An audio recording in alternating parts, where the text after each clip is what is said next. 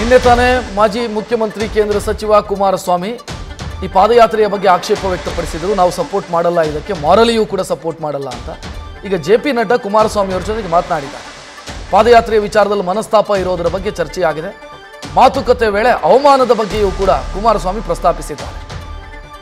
ಪ್ರೀತಮ್ ಗೌಡ ಏನಾದರೂ ಈ ಪಾದಯಾತ್ರೆಯಲ್ಲಿ ಭಾಗಿಯಾದರೆ ನಾವು ಇರೋದಿಲ್ಲ, ಪ್ರೀತಮ್ ಗೌಡ ಇಲ್ಲ ಅಂತಾದರೆ ನಾವು ಪಾದಯಾತ್ರೆಯಲ್ಲಿ ಭಾಗಿಯಾಗ್ತೀವಿ, ನಾನು ದೇವೇಗೌಡರ ಜೊತೆಗೆ ಚರ್ಚಿಸಿ ತಿಳಿಸ್ತೀನಿ ಅಂತ ಕುಮಾರಸ್ವಾಮಿ ಹೇಳಿದ್ದಾರೆ. ಇವತ್ತು ಎಚ್.ಡಿ.ಕೆ ಜೊತೆ ವಿಜಯೇಂದ್ರ ಅವರು ಕೂಡ ಮಾತುಕತೆ ನಡೆಸೋದಕ್ಕಿದ್ದಾರೆ ಅನ್ನೋ ಮಾಹಿತಿ ಇದೆ. ಸಮಸ್ಯೆ ಇರೋದು ಪಾದಯಾತ್ರೆ ಅಲ್ಲ, ಪಾದಯಾತ್ರೆಯಲ್ಲಿ ಪ್ರೀತಮ್ ಗೌಡ ಭಾಗಿಯಾಗೋದೇ ಸಮಸ್ಯೆ ಕುಮಾರಸ್ವಾಮಿ ಅವರಿಗೆ.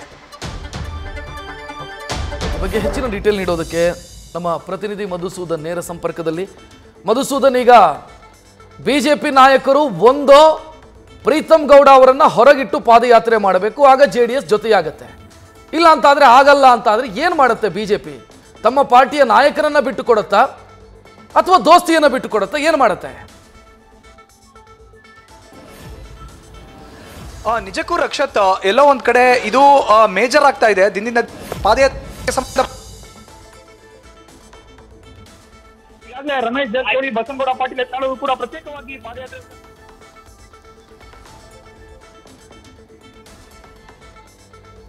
ಸಂಪರ್ಕ ಸಾಧ್ಯ ಆಗ್ತಾ ಇಲ್ಲ, ಮತ್ತೆ ಸಂಪರ್ಕಿಸೋ ಪ್ರಯತ್ನ ಮಾಡ್ತೀವಿ. ಒಟ್ಟಿನಲ್ಲಿ ಸದ್ಯ JDS ಮತ್ತು ಬಿಜೆಪಿ ಮಧ್ಯೆ ಇರುವಂಥ ಸಮಸ್ಯೆ ಏನು ಅಂತಂದರೆ, ಪ್ರೀತಮ್ ಗೌಡ ಈ ಪಾದಯಾತ್ರೆಯಲ್ಲೂ ಭಾಗಿಯಾದರೆ ಜಾತ್ಯತೀತ ಜನತಾದಳ ಆ ಪಾದಯಾತ್ರೆಯ ಭಾಗವಾಗೋದಿಲ್ಲ.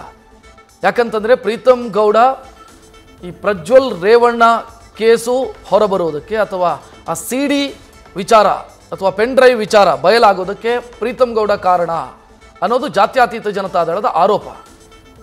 ಪ್ರೀತಮ್ ಗೌಡ ಬಂದು ಪಾದಯಾತ್ರೆಯಲ್ಲಿ ಭಾಗಿಯಾಗೋದು ಮತ್ತು ಸ್ಟೇಜ್ನಲ್ಲಿದ್ದರೆ ನಾವು ನ್ಯೂಸ್ ಫಸ್ಟ್ ನಿರ್ಭೀತಿಯಿಂದ ನಿಮ್ಮ ಪರವಾಗಿ.